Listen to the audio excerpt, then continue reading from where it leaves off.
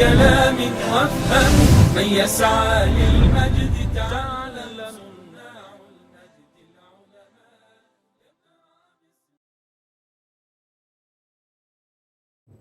بسم الله الرحمن الرحيم. الحمد لله رب العالمين، والصلاة والسلام على نبينا محمد وعلى آله وصحبه أجمعين. سبحانك ربنا لا علم لنا إلا ما علمتنا إنك أنت العليم الحكيم. اللهم إنا نتبرأ إليك من حولنا وقوتنا ونلتجئ إلى حولك وقوتك. اللهم أعنا ولا تعن علينا، وانصرنا ولا تنصر علينا، واهدنا ويسر الهدى لنا. مشاهدي الأكارم، مرحبا بكم في برنامجكم الدائم مقاصد الذكر الحكيم.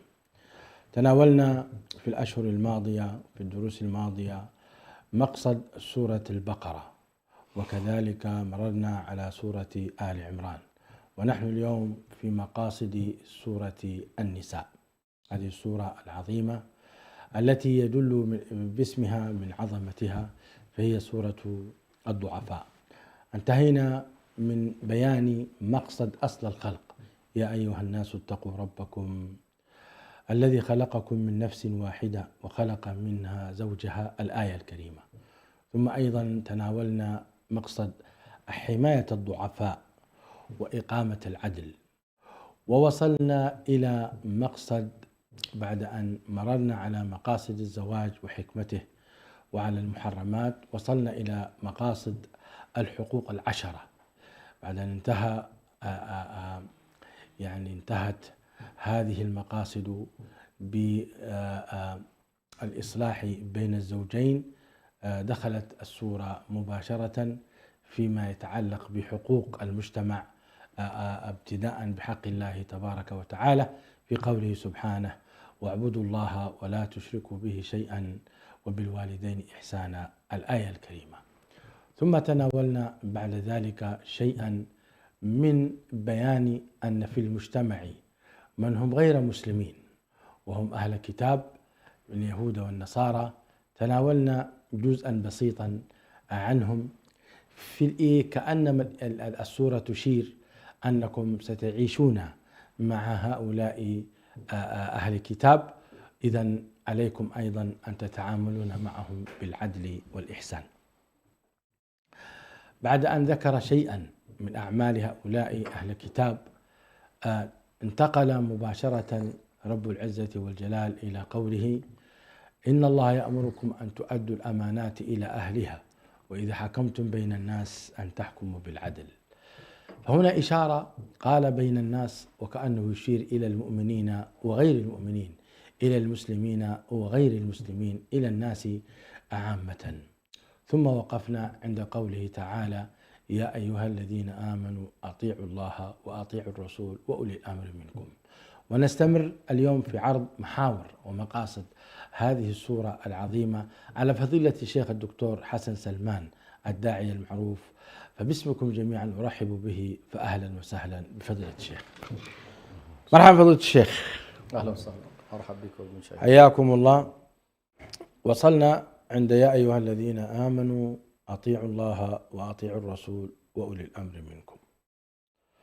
افتتح هذه السورة بإذن الله في بيان من هم يعني وأطيعوا الله وأطيعوا أولي الأمر منكم. من هم أولي الأمر؟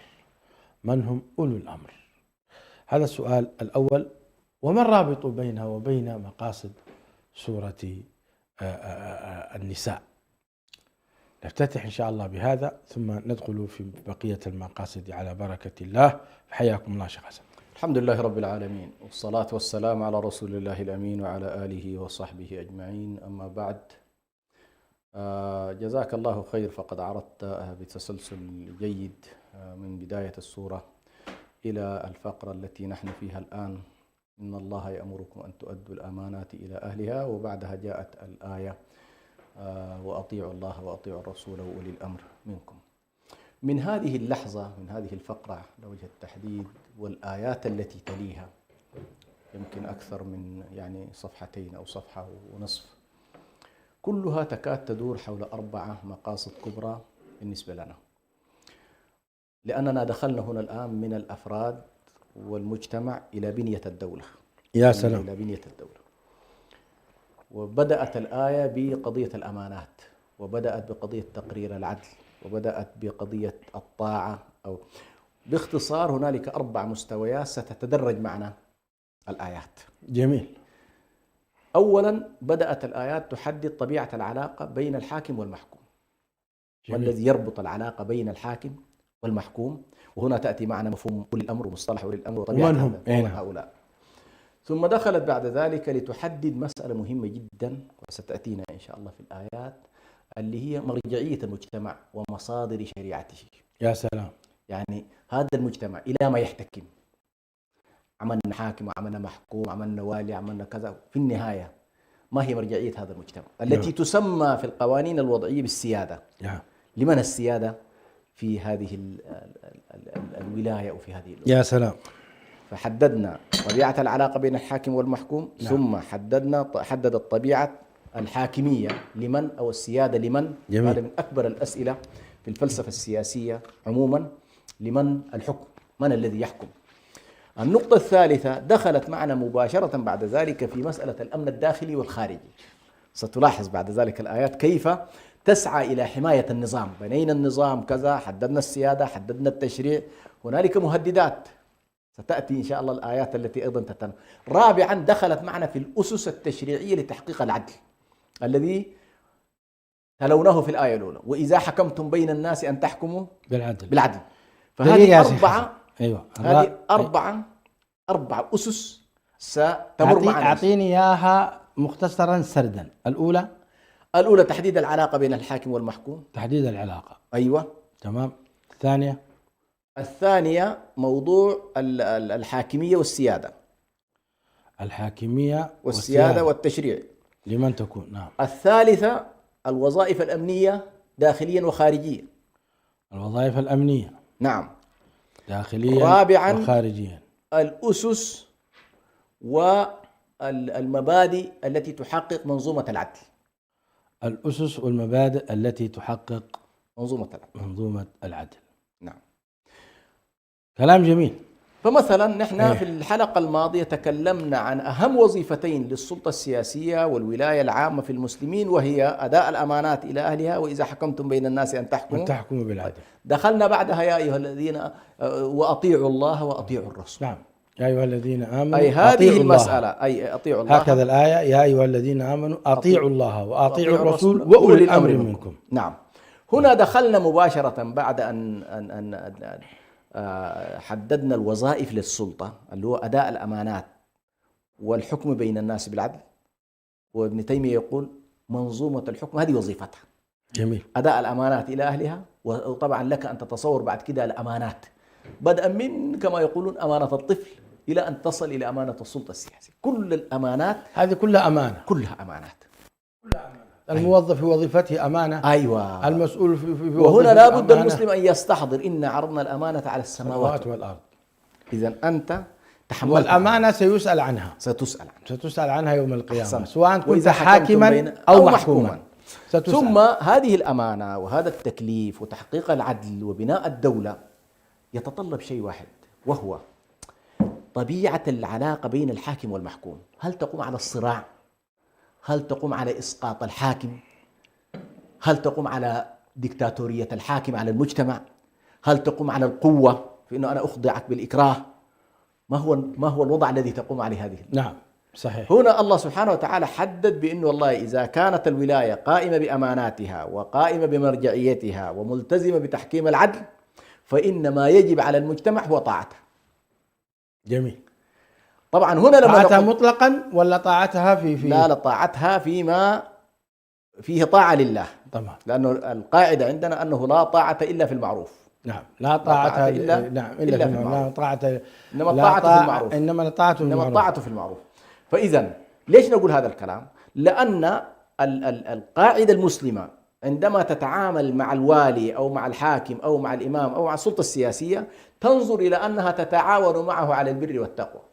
جميل. وأنهم جميعا يقومون بتكليف حماية المجتمع وحماية الرسالة التي أنزلت. جميل. حماية الرسالة اللي هو إقامة الدين. جميل. أن أقيموا الدين ولا تتفرقوا فيه. يا سلام. لاحظ هنا. يا سلام. فمتى ما قامت السلطة بما أمر الله فقد وجب على المجتمع طاعتها فيما هو طاعة لله سبحانه وتعالى. ثم أيضا المجتمع كله يحقق إقامة الدين، كله يحقق إقامة الدين. نعم. وبالتالي أحدهم كان في أعلاها والآخرين في نعم. في أسفلها. في أسفلها. وبالتالي لا يسمحون بأي خرق في سفينته. نعم.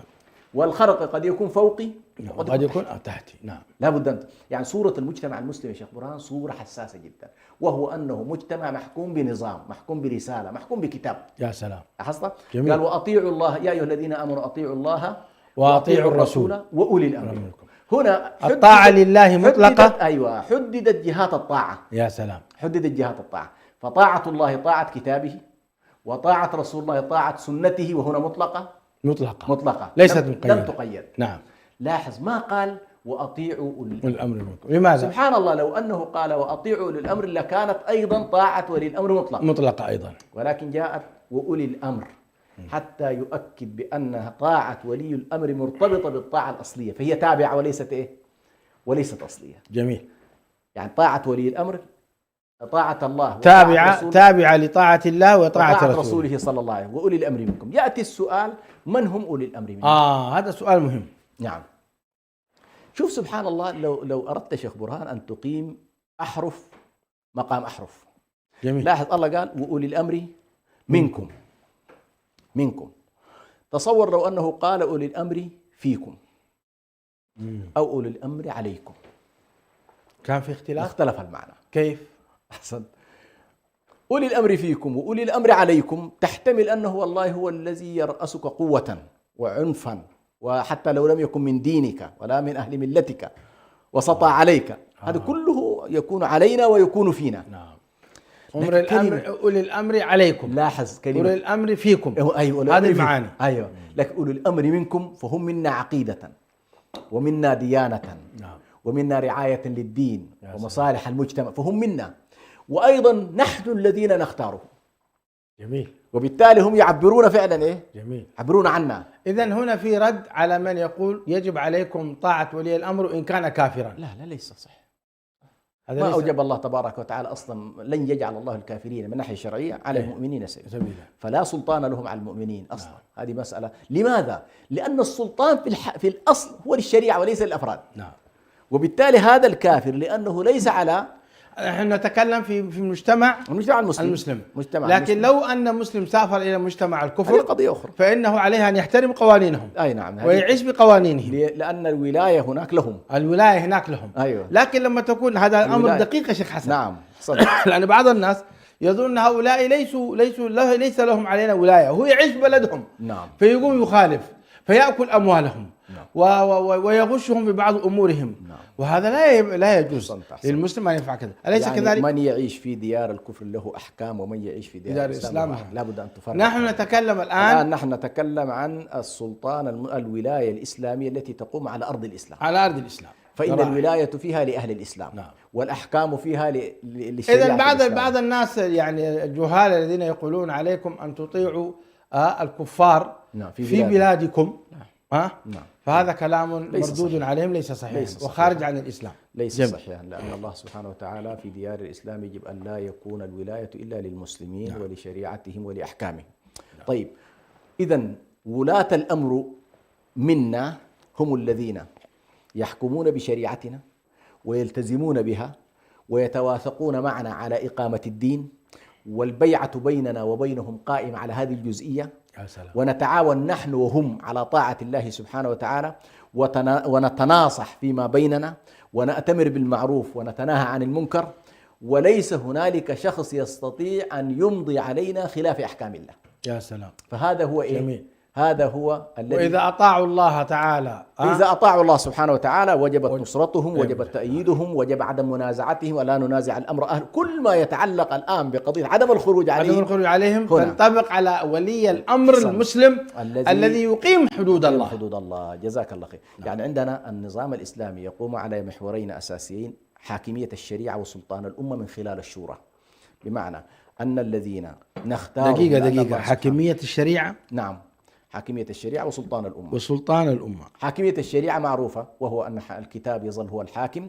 سلطان الأمة يظهر من خلال شورى الأمة وولايتها على نفسها، لأن نحن ليس عندنا طبعا نظام الولاية بالنص كما هي عند الشيعة، وبالتالي نحن نظامنا يبنى عبر الشورى، عبر الشورى والاختيار. فنحن الذين نختار حكامنا، ونحن الذين نتابعهم، ونحن الذين نأمرهم. أين الأدلة على ذلك؟ الله سبحانه وتعالى يقول أمرهم شورى بينهم وشاورهم في الأمر. والإمام الشهرستاني يقول بأن موضوع الولاية الإسلامية في الدولة المسلمة ورد فيها مذهبان. المذهب الأول مذهب الشيعة الذي يقولون بالتنصيص، وهو أن الله يعين الإمام والإمام يعين الذي بعده. أهل السنة والجماعة وهذا لا دليل عليه طبعا. هذا لا دليل عليه. نعم. عموم المسألة بتاعت الولاية متفقة بالإجماع أهل السنة وطوائف المسلمين الأخرى، كلهم يقولون بمذهب الاختيار، بمعنى بعد وفاة النبي صلى الله عليه وسلم تقوم الولاية الإسلامية على أساس أن المسلمين يختارون إمامهم. يعني كيف فهم الصحابة هذا المفهوم؟ هل لك أن تحدثنا؟ نعم، الصحابة رضوان الله عليهم لأنهم تربوا على منهج النبي صلى الله عليه وسلم، وقرأوا القرآن الكريم، وعرفوا طبيعة النظام، وعرفوا أن النبي صلى الله عليه وسلم بين لهم بأن هذه ختام نبوته، وبين لهم بأن بني إسرائيل كانت تسوسهم الأنبياء، وأن سياسة الأنبياء قد انتهت. كل ذلك تربوا عليه. نبينا الكريم خاتم الأنبياء والمرسلين، خاتم الأنبياء والمرسلين، ولم يوصي بالخلافة ولم يوصي للخلافة بأحد. وبالتالي كانت النصوص الكلية كلها تدل على أن الأمر للأمة، أن الأمة عليكم بسنتي وسنة الخلفاء الراشدين والخلفاء الراشدين. طريقة اختيارهم كانت بالرضا والاختيار والقبول المجتمعي، وبالتالي الصورة بتاعت وأمرهم شورى بينهم طبقوها عمليا. جميل. هل لك أن تذكرنا بحديث سقيفة بن ساعدة اللي هو بتاعت بيعة أبي بكر؟ بيعة أبي بكر رضي الله عنه. نعم. طبعا هنا هذا هذا الحدث تحديدا هو تقدر تقول الذي تبلورت فيه فكرة الشورى. يعني سلام. اجتمع الأنصار لوحدهم، وهم طبعا كانوا يفتكرون والله هذه مدينتهم. نعم. ويجب أن والسلطة يجب أن تؤول إليه. يا سلام. فكان شوف النبي صلى الله عليه وسلم قبل أن يدفن، يعني العباس وعلي منشغلون بغسل النبي صلى الله عليه وسلم، فسمع أبو بكر وعمر بأن هنالك اجتماع لحسم موضوع موضوع السلطة. والأمة هنا سيبنى عليها مستقبل البشرية كلها. نعم. فذهبوا إلى إخوانهم ووجدوهم في سقيفة بن ساعدة، وجالس سعد بن عبادة زعيم الأوس وهو يستمع إلى الناس وكان مريضا. فجاء ثلاثة، جاء أبو بكر وعمر بن الخطاب وأبو عبيدة عمرو بن الجراح، جاء هؤلاء الثلاثة من الأنصار. الله. وهم من المبشرين بالجنة. نعم. سبحان الله، كأنه كان في تردد. لا، من قريش. هؤلاء ثلاثة من قريش. من قريش. نعم. والثلاثة مبشرين بالجنة. نعم. لاحظ، ثلاثة مبشرين بالجنة والثلاثة من قريش. نعم. طيب، ذهبوا إليهم وأخذوا وأعطوا معه، ووجدوا أن الأنصار كأن وجهتهم كلها أن الأمر عندهم. يا سلام. فبدأوا يتكلمون، فظل أبو بكر رضي الله عنه يستمع إليهم ويحاول أن يقنعهم بما لديه. فكان الكلام سبحان الله يدور معظمه على الأقل النصوص الصحيحة الواردة. نعم. حول إنه والله هذا الأمر اعتادت العرب الخضوع لقريش. نعم. إن العرب لا تدين إلا لهذا الحي من قريش. جميل. فقام أحدهم وقال إذا كان الأمر كذلك إذن فليكن منا أمير ومنكم أمير. نعم. منا أمير ومنكم أمير. هنا طبعا منا أمير ومنكم أمير، إما أنها تفهم في سياق إنه أميرين في وقت واحد، وإما ما يسمى اليوم بتداول السلطة، إنه والله سنة لنا وسنة، لأنه في روايات أيضا رواها البيهقي تشير إلى أن المسألة فيها تارة يكون من المهاجرين وتارة أخرى يكون من الأنصار. نعم.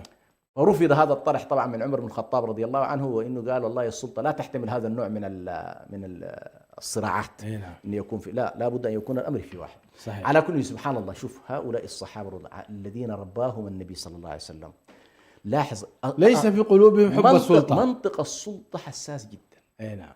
ومنطق العصبية حساس جدا. لكن سبحان الله الصحابة الأنصار أمامهم بثلاثة من المهاجرين، حتى ما نقال والله أغلبية وأقلية. الأقلية هنا المهاجرين في هذه الجلسة. نعم. لكن انقلب الرأي كله لصالح أبي بكر، ما قاله أبو بكر. الله. فأبو بكر أراد أن يمسك بأحد، قال إني والله أقول لكم اختاروا أحد الرجلين، أبو عبيدة عن الجراح أو عمر بن الخطاب، أمين هذه الأمة وعمر بن الخطاب. فيقول عمر والله ما كرهت من كلامه إلا هذه. وأبو بكر رضي الله تعالى عنه وأرضاه هذا من تواضعه ومن تواضعه وعدم تطلعه وعدم تطلعه للسلطة، لا يكون أصلا. يا سلام. لكن سبحان الله، شوف انظر كيف أن النبي صلى الله عليه وسلم أخبر بأن أمته لن تعدل أبي بكر. أراد أن يكتبها له، لكن قالوا يأبى الله ورسوله إلا أبا بكر. نعم. طيب، هنا على كل تم اختيار أبو بكر بايعه المهاجرون الثلاث والأنصار. رفض عمر بن الخطاب وقال والله من أمنك على ديننا فإننا نأمنك على دنيانا، فبايعه وتدافع الناس. طبعا هنا ابن تيمية عليه ماذا كان موقف الأنصار؟ الأنصار بإجماع في هذه الجلسة ما خالف أحد. سعد خالف. سعد بن عبادة خالف إلى أن توفي، ظل محتفظ برأيه. وظل أبو بكر محتفظ له بوضعه. يتوفي أبو بكر ويجاهد معه، وشطر من خلافة عمر وهو معترض. الله. أيوة. سعد بن عبادة ظل محتفظ بأنه يعني زي ما يقولوا. هذه بالنسبة لي معلومة جديدة. نعم، سعد خالف، لكن سبحان الله خالف كما يقال باحترام وأدب، والصحابة رضوان الله عليهم حفظوا. ماذا كانت وجهة نظر سعد بن عبادة؟ وجهة نظره كان مقتنع بأن الأمر له. أيوة. وأن الأمر للأنصار. يبدو والله أعلم، هنا طبعا من القضايا التي نحن بالذات في مجال السياسة الشرعية تستوقفنا كثيرا. الأحاديث بتاعت إن الإمامة في قريش يبدو في الجلسة هذه لم تكن حاضرة. يعني خصوصا من أوردها في المناقشات والمجادلات، لكن اشتهرت بعد ذلك بصورة واضحة وبصورة كبيرة. وهذه طبعا تأتي إلى قضية أنه كثير من الأحكام أحيانا قد تخفى على البعض وتكون معروفة عند آخر. على كل، ظل سعد بن عبادة طيلة فترة أبو بكر هو لم يبايع، ولكنه كان يجاهد، ولكنه ما خرج على أبي بكر. لا ما خرج ولا ألب عليه، جاهد معه. ما هو خلاص انت العصبية كلها ذهبت هناك. ليس حتى قومه الأوس ذهبوا مع أبو بكر، مع أبي بكر. فلذلك أقول لك، وسبحان الله ابن خلدون وما قام أبو بكر بسجنه أو تعذيبه وأنت ما أعطيتني البيعة كما يحدث لا هنا من بعض ولاة الأمور أبدا. لا. ظل هذا. وهذه سبحان الله، أقول أحيانا يقع مثل هذه المواقف لتحديد سنة الخلفاء. إن هذا شخص له رأي لا تستطيع أن تكبته، فقط تطالبه بالحقوق الشرعية. ما امتنع عن جهادي معك ولا ألب عليك القوم. يعني ولم يمنع الزكاة. لم يعهد بعد هذا الموقف أن سعد بن عبادة أراد أن يجتمع بالأنصار ليعمل انقلاب على أبي بكر مثلا. ما حصل لحظة أبدا. هذا موقف سياسي. الرجل يرى الرأي ومع ذلك لم يحاول أن يحشد لهذا الرأي يعني. فعلى كل، دانت الأمة بعد ذلك لأبي بكر الصديق رضي الله عنه. ومن هنا فهم أهل السنة والجماعة بأن الآيات التي تتحدث عن الشورى طبقها الصحابة رضوان الله عليهم من خلال الاختيار لأبي بكر، ثم وجمع الله قلوبهم على أبي بكر. جمع الله قلوبهم على أبي بكر وجاهد بهم وطفى الله به نيران الردة نعم. وغير ذلك. كانت فتنة عظيمة. نعم. فظل أبو بكر الصديق رضي الله عنه. طبعا هنا في كلام آخر، ولكن الصحيح اللي هو علي بن أبي طالب، يعني بعض الروايات تذكر أنه تأخر 6 أشهر، لأنه كان في مشكلة طبعا بين فاطمة رضي الله عنها وبين أبو بكر الصديق في موضوع الميراث. طيب، فيقال علي رضي الله عنه تطيبا لخاطرها تأخر في البيعة. لكن الصحيح الذي ذكره أهل العلم وخاصة الإمام البخاري أورد بأن علي بن أبي طالب بايع في اليوم الثاني. بايع في اليوم الثاني وجاء في المسجد ولام أبو بكر، قال له والله يا أخي أنتم تفردتم. هو عبارته قال لقد استبددتم بالأمر. هو كان يرى، هو والعباس باعتبار القرابة من النبي صلى الله عليه وسلم، كان يرى أهمية أن يحضروا هذا الاجتماع، وأن يحضروا هذا الاجتماع وأن يستشاروا. الله، شوف هنا أهمية تطيب الخواطر. نعم. أهمية تطيب الخواطر ودعوة أهل الحل والعقد. أحسنت، دعوة أهل الحل والعقد واستشارته. لكن طبعا سبحان الله زي ما قال أبو عمر رضي الله عنه، قال بيعته كان فلتة. يعني هذا الموطن لو أن الأنصار عقدوا بيعتهم كانت حتصير فتنة. أحسن. كان لابد من القضاء فورا. ولذلك بعض الأمور أحيانا لابد أن تقضي عليها فورا، ولا تنتظر مشاورة العالم الفلاني والعامل الفلاني، ضاعت القضية. أحسنت. ولذلك هنا كان من الفقه إقامة السلطة والولاية ليتم بعد ذلك دفن النبي صلى الله عليه وسلم والسلطة قائمة والولاية. لاحظت؟ فكان من فقه الصحابة رضوان الله عليه أنه هذا الأمر ليس سهلا، يتوقف عليه انتشار الإسلام وقيام دولته واستمرار شريعته إلى غير ذلك. ومع ذلك علي رضي الله عنه ظل بعد ذلك المستشار الأول كما يقولون لأبي بكر الصديق وعمر بن الخطاب، إلى أن جاءت على كل ولايته في كخليفة رابع. فالشاهد هنا لأولي الأمر منكم يفهم في هذا السياق أنهم على شريعتنا فيحكمون بالكتاب، وأنهم يختارون منا فيكون السلطان للأمة من خلال وأمرهم شورى بينهم، فلا يتسلطون علينا بالانقلابات، ولا يتسلطون علينا بالأموال، ولا يتسلطون علينا بقوة الجيش، لا، هم منا ونحن منهم، هم منا ونحن منهم، وأولي الأمر منكم. طيب، فإن تنازعتم في شيء، الآن حددنا وظيفة السلطة أداء الأمانات والقيام بالعدل، وحددنا كيف أن ما يعزز هذا الموضوع بعد أن تقوم الولاية بمهامها طاعتها، نصرتها، تأييدها، ثم حددنا من هم ولاة الأمر. هنا طبعا أولي الأمر برضو لا بد أن أقف عندها، وأولي الأمر منكم. هنا وقف العلماء في من هم أولي الأمر. هل هو فقط الحاكم؟ هل هم العلماء؟ هل هم العلماء والأمراء؟ حصل؟ نعم. فظلت هذه طبعا في حالة أن تكون السلطة السياسية قائمة على أساس العلماء، فالعلماء هم الذين يقودون المجتمع وتجب طاعتهم. نعم. لكن من خلال التجربة ثبت أنه والله أحيانا يحصل نوع من الفصام بين السلطة التي نسميها العلمية والشرعية وما بين من يقومون على أمر السياسة والجيوش. لكن هذا لم يحصل في زمن الصحابة.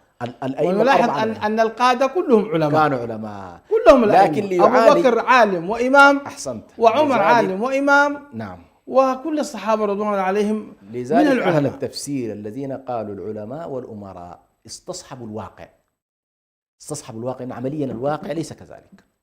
يعني بعد الخلفاء الأربعة حصل نوع من إيه؟ من الفصام. ألا إن السلطان والقرآن سيفترقان فلا تفارقوا القرآن. ظل هنالك أمراء دون مستوى الاجتهاد ودون مستوى أن نصفهم بأنهم علماء، فكان من الواجب على هؤلاء إذا أرادوا لشرعيتهم أن تقوى ولسلطتهم أن تستمر ويكون لها الديمومة أن يكون معهم أولي الأمر من أهل العلم، فتكون السلطة بشقيها اللي هو العلماء والأمراء. على كل هذا ما ذهب إليه الآن أهل التفسير من خلال الواقع العملي والتجارب العملية. لكن كما تفضلت البدايات كانت تشير إلى أن من يقوم على الأمر يجب أن يكون عالما بالكتاب، عالما بالسنة، مجتهدا، وبالتالي لم يكن هنالك. وأنا أعتقد أن الآية الكريمة أيضا في سورة النساء تدل على ذلك. نعم. على أن الأمراء هم العلماء حقيقة. نعم. ولذلك على الأمة أن تقوي جانب العلماء، أن تقوي وتمكنهم حتى يكون. قال الله تبارك هذا: وإذا جاءهم أمر من الأمن أو الخوف أذاعوا به ولو ردوه إلى الرسول وإلى أولي الأمر منهم لعلمه الذين يستنبطونه منهم. من هم الذين لديهم القدرة في استنباط الأحكام السياسية والشرعية والعسكرية من القرآن الكريم والسنة النبوية؟ من هم؟ هل هم الأمراء؟ لا، إنما هم العلماء هم الذين درسوا. ولذلك شيخ برهان لو تلاحظ حتى في تاريخ الأصول وعلم الأصول الإمام الشافعي وغيرهم من العلماء تجد أنه أول ما يبدأ لمن الأمر لتحديد هذه الجزئية. نعم. يعني عمليا هو يدرك بأن الصراع السياسي في المجتمعات يأتي في قضية الأمر، والقرآن استخدم هذا اللفظ وأولي الأمر. لمن الأمر؟ نعم. طيب، الأمر من حيث الوضع الشرعي والحاكمية الأمر لله وحده سبحانه وتعالى، مش كده؟ نعم. أي ألا له الخلق والأمر. نعم. طيب، من حيث وجاءت السنة تأكيد هذا المعنى. جميل. وبالتالي الآن بعد وفاة النبي صلى الله عليه وسلم عليه الصلاة والسلام، لأن النبي صلى الله عليه وسلم كان له الأمر السلطاني في الأرض. نعم. بحكم أنه رسول. صحيح. فيجمع النبوة والرسالة والقضاء وقيادة الجيش، جمع وكل شيء، وكان هو الحاكم. كان هو الحاكم صلى الله عليه وسلم. توفي عليه الصلاة والسلام. يجب أن يكون الوريثه هو من تتحقق فيه ذات المواصفات اللي هو ميراث النبوة. الذي كانت فيه بالضبط. أيوة، ميراث النبوة. ميراث النبوة قائم على شقين: الشق الأول هو الشق النظري العلمي المعرفي الذي هو العلم بالكتاب والسنة. الشق الثاني هو إقامة الولاية والنبي قام بذلك. نعم. فإذا هذا هو الأصل، وهو أن المسلمين يتقدم فيهم من هو أعرف بكتابهم، لأنه يجب عليه أن يجتهد في النوازل. نعم. يجب عليه أن يرجح. كيف يرجح لأهل العلم؟ من هنا هل نستطيع أن نقول يجب على الأمة أن تقيم أول شيء أن تحترم علماءها. نعم. وأن تلتف حولهم. نعم. وأن تعزز قوتهم. نعم. وأن تقيم سلطانهم. نعم. هذه المسألة يجب أن يكون بهذا حتى يعني يعيش المجتمع بعدالة. نعم. وحرية وأمن تحت علم شرعي. نعم. ولا يتسلط عليهم ولي أمر جاهل. صحيح. لم يقرأ كتاب والسنة. نعم. ويأمر بالمنكر وينهى عن المعروف وتحدث الفتنة. صحيح. نعم. ولكن أنا نشوف أن إحنا في هذه الإمام الجويني سبحان الله، الإمام الجويني عليه رحمة الله في كتابه الغياثي، غياث الأمم، من الكتب المهمة جدا في السياسة الشرعية، افترض أن الأمة غابت ولايتها وغاب إمامه كما نحن فيه الآن. قال تنتقل الولاية مباشرة إلى العلماء. يا سلام. لاحظ. نعم. اللي هو أهل الحل والعقد هم الذين نعم.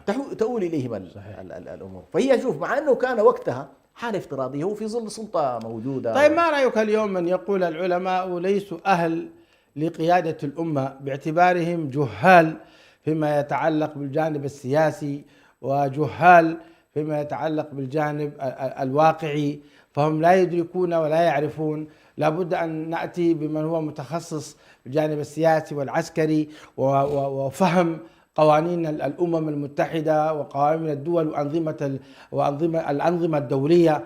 أما العالم فهو عالم شريعة، عقيدة، سيرة، تاريخ إلى آخره. ماذا ترد في هؤلاء الأشخاص؟ طبعا هؤلاء للأسف الشديد ما يعني، خلينا نقر بشيء واحد، هو أولا بالنسبة لنا البنية الشرعية عموما التي حصلت خلال 100 سنة الماضية هي في نهاية المطاف بنية فاسدة في حالتها الكلية. بمعنى كليات الشريعة وكليات الدعوة وكليات الحديث والكليات التي نسمع عنها في حقيقة الأمر صممت بحيث والله ما لله لله. أيوة، تنحية أيوة. هذا العالم يكون منحى عن. نعم. يعني هل القرآن الكريم ليس فيه سياسة؟ لا بالعكس، فيه سياسة، فيه اقتصاد، فيه قانون، لكن فيه كل شيء، حتى السنة النبوية فيها كل شيء. نعم. لكن دار أجيك لنقطة مهمة جدا. نعم. وهو كان زمان نحن واحد مشايخنا يقول لا يجوز للعالم أن يفتي إلا بمعرفة الواقع. جميل. ولا يجوز لمن عرف الواقع أن يفتي مطلقا. لاحظ. جميل. بمعنى العالم نقول له والله أنت مطالب عندما تريد أن تفتي في مسألة ما أن تفهمها بكل زواياها، تأتي بالخبير، لأن هذا الخبير لا يعرف حكم الله في المسألة. صحيح. لكنه يصف لك التشريع، قضية طبية يشرحها لك. صحيح. يصف لك الأمر كما في السياسة يجيب فاسألوا أهل الذكر فاسألوا أهل الذكر إن كنتم لا تعلمون. لكن إذا افترضنا أنه والله هنالك ما شاء الله من العلماء من مكنوا في قراءة، وده كان التأسيس السابق هكذا، تجي الشيخ الإسلام ابن تيمية مثلا يعني ممكن سياسيا في كل القضايا، يفتيك في، وهذا اللي كان يفترض. يعني الليلة لما نقول نحن والله على الفقيه يدرس اقتصاد، من أين سيدرسه؟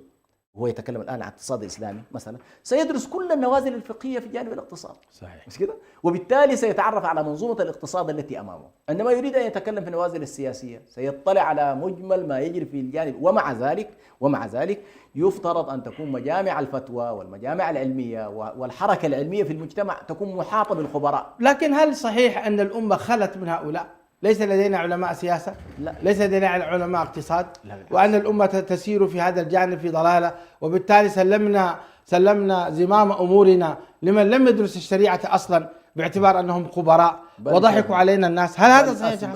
لا بالعكس، نحن هنالك يا شيخنا من العلماء، من الدعاة، من الذين وهبهم الله سبحانه وتعالى عبقرية ضخمة جدا، من تفوقوا على رجال السياسة في علومهم. يا سلام.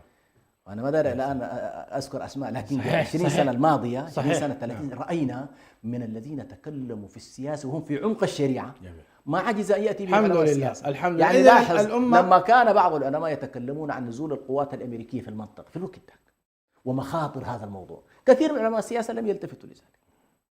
كثير من علماء السياسة لم يلتفتوا له. نعم. لما كان الناس تتكلم عن إنه والله، لكن العلماء انتبهوا وحذروا. لماذا؟ لأن العلماء آتاهم الله سبحانه الله خاصيتين. الخاصية الأولى الخاصية العلمية، بل وهو الهدايات العلمية. نعم. الهدايات العلمية فيها سبحان الله منظومات السنن مثلا. نعم.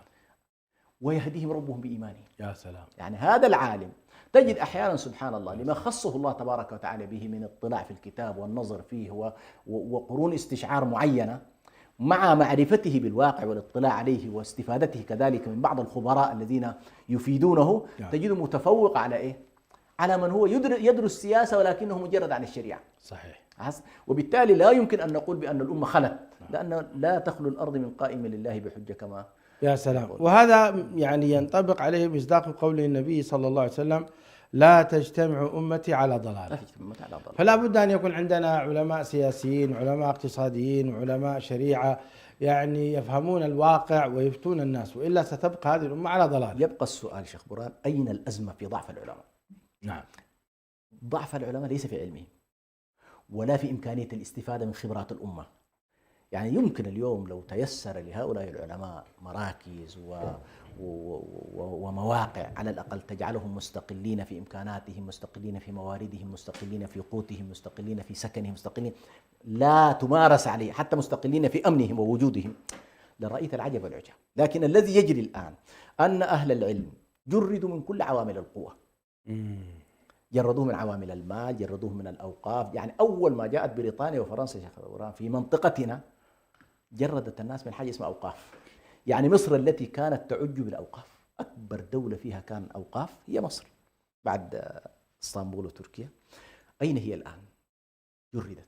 يعني الأزهر الذي أخذ السمعة الكبيرة هذه كان وراءه تقف إيه؟ وراءه تقف الأوقاف. أوقاف كثيرة. فلم تكن أممت هذه الأوقاف، وبالتالي ارتبطت مع الأسف ما بقي منها إلا قليل. ارتبطت المؤسسات الدينية في مواردها، في توجيهها، في بنيتها على السلطة السياسية، فتغلق الباب أحيانا عليها بحيث لا تخرج أو لا تسمع لا ترى لا وبالتالي تم إضعاف العالم. وبالتالي نقول هنا المجتمع الذي يريد أن يقوم بواجب الولاية وواجب نصرة الدين وإقامة الأمر بالمعروف والنهي عن المنكر في ظل فراغ السلطة السياسية، لا بد من تعزيز دور العلماء وسلطتهم. مع العلم أن الحاكم الأول وهو صلى الله عليه وسلم أعطاه الله عز وجل من مال الدولة خمس الخمس، واعلموا أن ما غنمتم من شيء فأن لله خمسه وللرسول ذي القربى، الآية الكريمة. فما أعطي هكذا عبثا، إنما أعطي لتقوية جانبه صلى الله عليه وآله وسلم. اليوم إذا ضعف العلماء ماديا ومعنويا وليست لهم قوة، فكيف سيقودون؟ يعني العز بن عبد السلام شيخ برهان لما كان يقف في وجه الدولة، هل تتصور فقط لأنه عالم ولا كان لأنه خلف مجتمع؟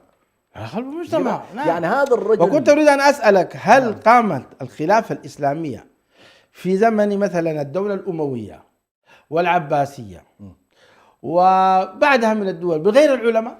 أبدا.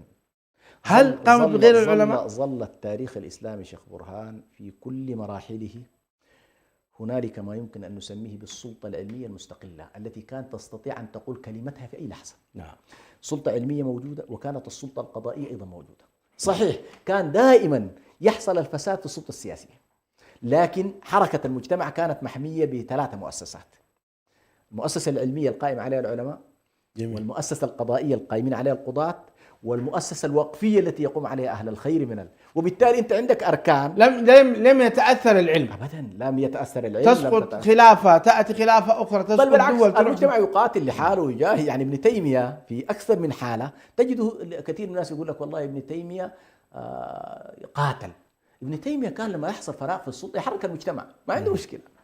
ليه؟ لأنه المجتمع ما مجرد من القوة، المجتمع عنده أوقاف، عنده أموال، عنده إمكانات، عنده كثير من القضايا التي يقوم. وبالتالي كانت السلطة ليست كما هي الغول الآن. اليوم نحن نعيش السلطة التي يسميها البعض السلطة الإله أو السلطة الغول التي تتدخل في كل شيء من شهادة الميلاد إلى شهادة الوفاة. نعم. زمان ما كده.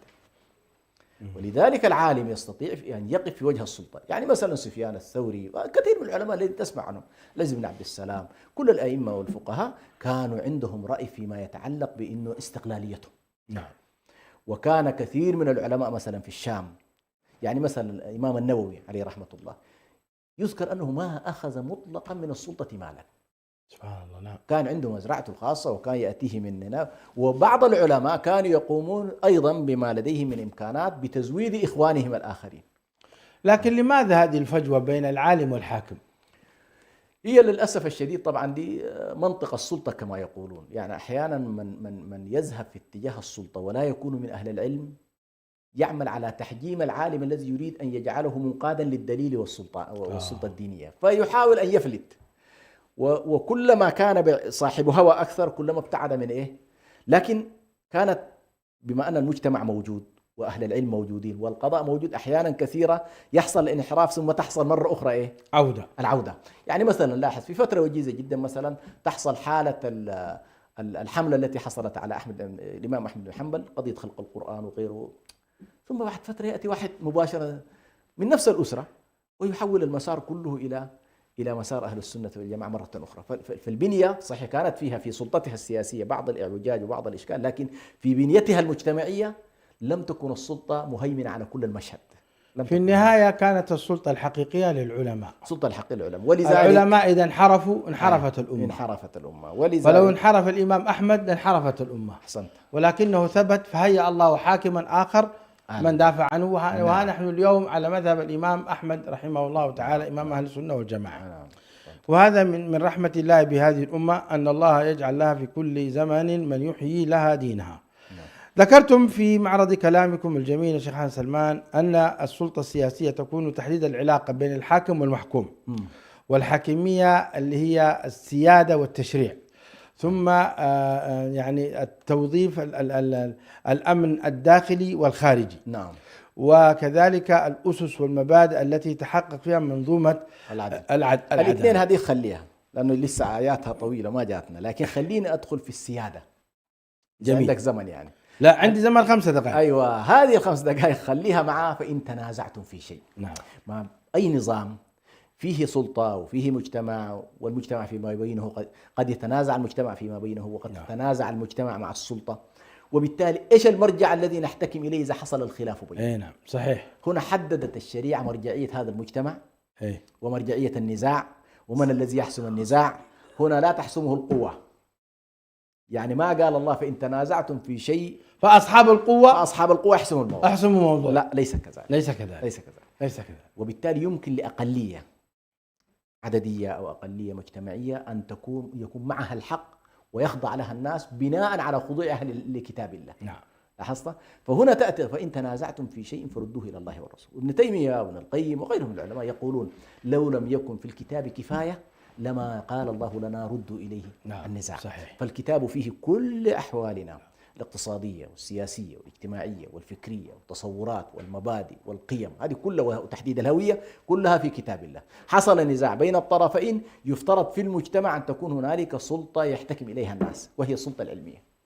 وهنا قيد ذلك بقيد مهم للغاية ينبغي للحكام وللمحكومين أن ينتبهوا له. إن كنتم تؤمنون بالله واليوم الآخر ذلك خير وأحسن تأويلا. يعني أفضل إيالة أو أفضل عودة أو أفضل مآل أو أفضل رجوع هو الاحتكام إلى كتاب الله. فلا يخالف هذا المبدأ وهذا المنهج إلا من قل إيمانه، أو والعياذ بالله خرج من مفهوم الإيمان أصلا. أحسنت. وخصوصا هنا ربط الإيمان سبحان الله الإيمان بالآخرة. يعني سبحان الله المجتمع المسلم إن لم يستحضر معنى الإيمان بالله ومعنى الإيمان بالآخرة لن تصلح أحواله. نزاعاته كلها لا تنتهي إلى خير. مشكلة. لماذا؟ لأنه أصلا ما مستعد يحتكم إلى كتاب الله. ولذلك نحتاج كل ما ضعف هذا الباب نعود إلى الآية الأولى. يا أيها الناس اتقوا ربكم الذي خلقكم من نفس واحدة وخلق منها زوجها. نحتاج نعود إلى هناك. اتقوا الله الذي تساءلون به والأرحام. نحتاج كل عالم زل أو كل حاكم ظلم نقول له لا تنسى أنك أنت مخلوق. أحسنت. وأن الله هنا طبعا تبقى قضية بناء المؤسسات التي يتم أيضا الاحتكام إليها، وهو أن تكون هنالك مؤسسة علمية شرعية. عندما يختلف الحاكم مع محكوميه يجب أن يعود إلى هذه السلطة الشرعية لأن هي المؤهلة لأن لكن هذه المؤسسات الموجودة في العالم يا شيخ حسن هي من بناء الحكام، وأن هذه المؤسسات العلمية غالبا ما تفتي وتتكلم بما يوافق مزاج الحاكم. نعم. ليش؟ لأنه هو الذي أنتجها شيخ براد. نعم. نحن لما الآن نتكلم فأين الذي أنتجته الأمة إذا؟ أحسن. الذي تنتجه الأمة في وضعها الطبيعي، في بناء نظامها السياسي، في بناء قدراتها، في بناء إمكاناتها بشكل حر، بعيدا عن سطوة الكافرين. نحن الآن 100 سنة هنالك سطوة الكافرين علينا. يعني لما أسقطت الخلافة، واهم من يتصور بأن هذه الأنظمة لها ولاية، ليست لها ولاية. أسقطت الخلافة ونزلت جيوش الصليبيين على المنطقة وأقامت أنظمة وأقامت حكام أعطتهم السلطة وأعطتهم الإمكانات وأعطتهم قدرة على القمع 100 سنة تحت سلطتها، تحت سلطتهم وتحت إذنها. ولذلك شيخنا هذا الذي كشف الآن في الآونة الأخير، الذي كشف أن نحن منكشفين تماما. مستعان. يعني هذه الحرب سبحان الله ما فيها من أضرار، فيها من أضرار، لكنها فيها فائدة كبيرة جدا، وهو إنه من يحمينا؟ أين سلطتنا؟ أين قوتنا؟ أين قدراتنا؟ أين إمكاناتنا؟ أين مواردنا؟ وهنا سبحان الله استحضر مقولة النبي صلى الله عليه وسلم: وجعل رزقي تحت ظل رمحي. الله. نبهنا واحد من العلماء قال: يا أخي، موارد الأمة إن لم تحمى بسيف الحق لن تحمى. فموارد الأمة يجب أن يكون محمية بسيفها، محمية بسلطانها، محمية بولايتها. أما أن نتصور بأنه والله نأتي بالكافرين من آخر الدنيا بقواعدهم بجيوشهم ثم نقول والله سيحموننا، في صبيحة واحدة خرجت كل القواعد من المشهد. الله المستعان. أي نعم. الله المستعان. لعل هذه ذكرى للمجتمع المسلم حكاما ومحكومين. نسأل الله تعالى أن يحمي بلاد المسلمين وأن يهدي حكام المسلمين آمين. إلى الحق، وأن يعيدهم إلى دينهم وإلى رشدهم، وأن يمكنهم، وأن أيضا أن تلتف الشعوب حول حكامها، وأن تطيعهم ما أطاعوا الله تبارك وتعالى، وأن لا يخرجوا عليهم، وأن يزنوا هذه الأمم بموازين الشرع طاعة للعلماء الربانيين.